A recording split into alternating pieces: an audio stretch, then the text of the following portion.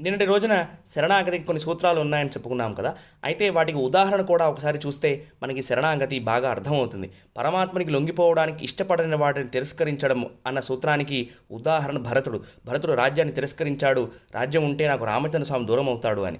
అన్ని పరిస్థితుల్లోనూ పరమాత్మ రక్షకుడు అంటే ప్రహ్లాదుడు చూపిస్తాడు. జీవము నీవే కదా దేవా, బ్రోచే భారము నీదే కదా అని అంటాడు.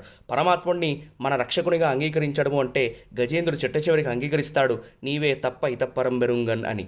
పరమాత్ముని సేవలో సమస్తము అర్పించుట అంటే లక్ష్మణస్వామి సీతారాముల సేవ కోసం తనంతట తానే అర్పించేసుకున్నాడు. వాళ్ళకి వంట చేసి పెట్టేవాడు, పాకా చేసేవాడు. ఆ తర్వాత స్వామి సంధ్యావందనం చేసుకుంటాను అంటే నీళ్లు తెచ్చిపెట్టేవాడు. అలాగే వినయపూర్వకమైన వైఖరి అని అంటే ఆంజనేయ స్వామి వారు చెప్తారు, అమ్మ సుగ్రీవుడి సేనలో నాకన్నా అందరూ బలవంతులేనమ్మా, నాకన్నా తక్కువ బలం వాడు ఎవడూ లేడు అని అంటాడు ఆంజనేయ స్వామి వారు. నవవ్యాకరణ పండితుడైనా సరే ఎంతో వినయ విధేయతతో ఉంటాడు కాబట్టి. హరే కృష్ణ.